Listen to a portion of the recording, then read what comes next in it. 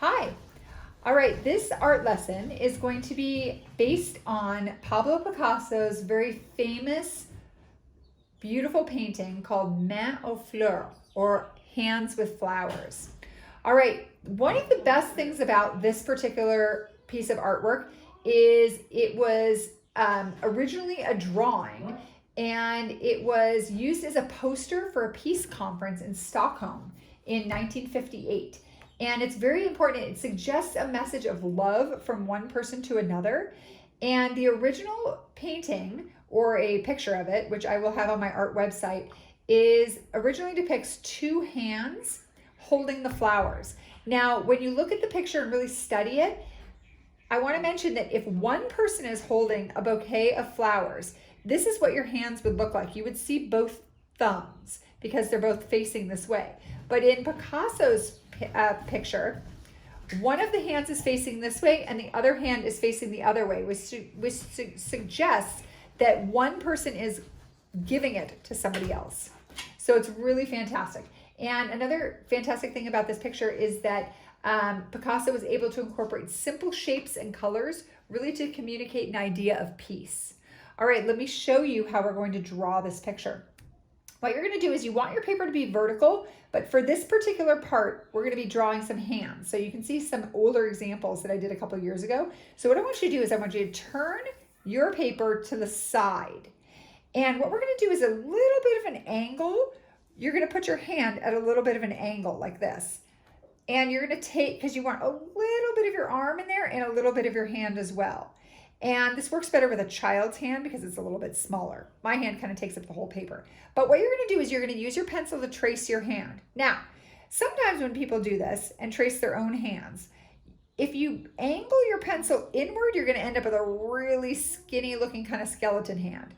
And if you angle your pencil outwards, you're going to end up with kind of a weird fat hand. So what you want to do is you want your pencil to be straight up and down, almost like this.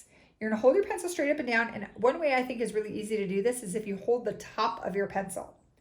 You're going to go from the top very, very, very lightly, and see how I'm straight up and down and going really, really, really lightly and slowly straight up and down. So the tip of my pencil is not at all touching my fingers. You want your fingers to be a little bit spread out. And I'm going right around my hand. And this is a little tricky, but you can definitely do it by yourself. You don't need any help to do this. You shouldn't. I'm going to go right down and straight up and down, right off my paper like that. Then I'm going to turn it around, and it's very, very, very light. But if you can see it, there I have my hand. Now, since I'm wearing a ring, it looks like I have a big bump right there. So what I'm going to do is I'm going to go back and I'm going to fix that a little bit. There we go. Okay, perfect. Now, I'm going to take my black marker before I do anything else. And this part, very important that you follow these directions. If you don't have a black marker, you can use a crayon, anything else.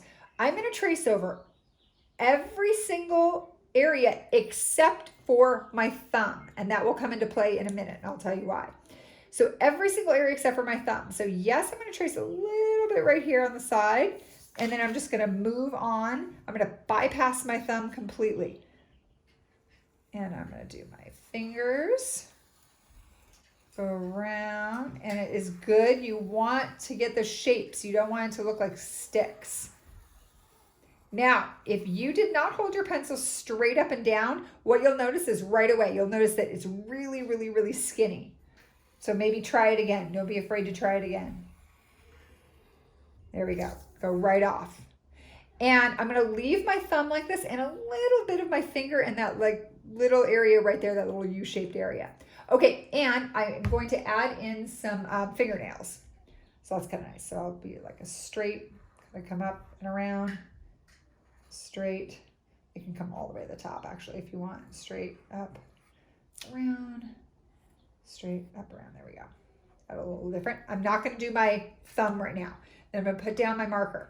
Okay, next thing I'm going to do is I'm going to add the stems of my flowers.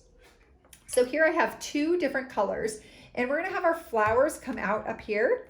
Normally, if I were in the art room, I would have a much larger piece of paper, but right now I just have an 8.5 by 11 piece of paper. If you have a larger piece of paper, that usually works better because as you can see in these examples, from a couple years ago. We have our smaller hand and a lot of room for our flowers, but you know what? This is going to work fine too. So I'm going to take my darker green or my lighter green, whichever one you want to start out with. And remember, we're going to be holding flowers. So if this is holding flowers, so here's my hand and I'm going to be holding flowers, right? And so you probably don't want your flowers they're not going to come right to your fingertips. They're going to stay more inside right here. So when you hold flowers, you hold them like in that little thumb to finger, little pincer grasp right there. So what I'm going to do is I'm going to start at the top and I'm going to do a couple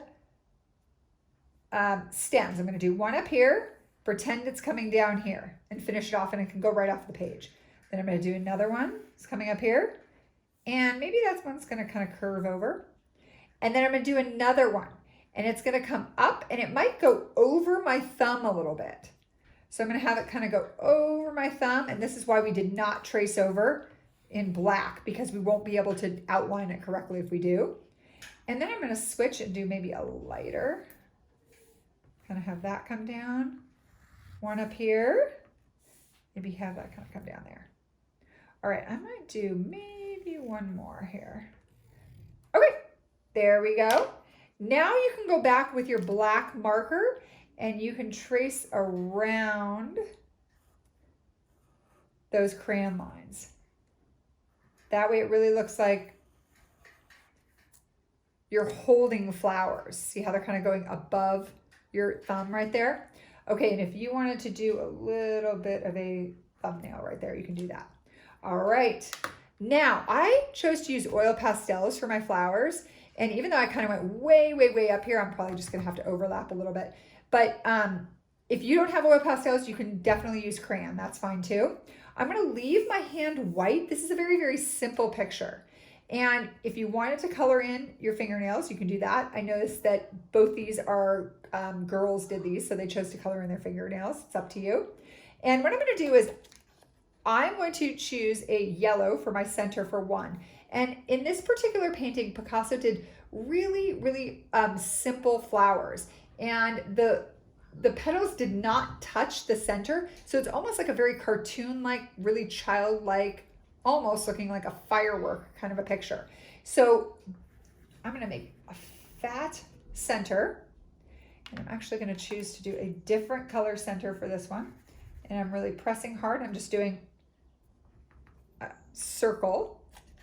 And clearly, these do not have to be the exact color of what your flowers could look like here, of like real life flowers. They usually don't have a pink center or a big red center. Some of them do. Okay, and I'm going to choose to kind of overlap here.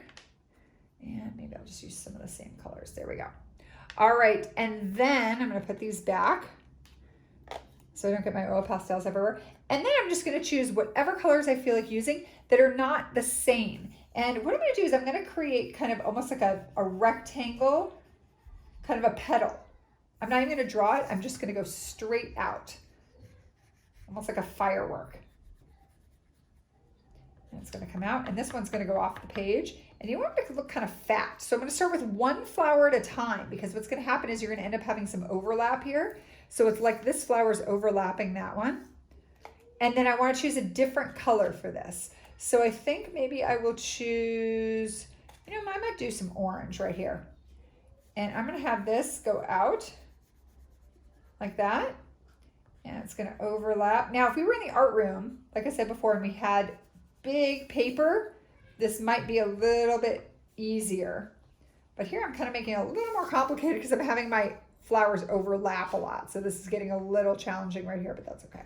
There we go. So what I'm having is my petals are overlapping. All right, I'm going to come in here with pink. Now, any colors you want to use are fine. I'm just happen to be choosing these particular colors. And so your goal is you want kind of rectangular looking flower petals.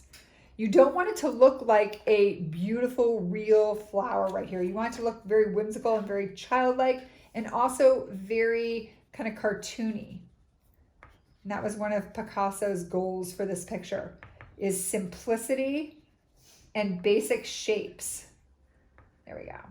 And they don't have to be touching. There we go. And I'm gonna use this mustard color. I love this color of oil pastel. And it's gonna go out like this. Kind of a rectangular shape right there.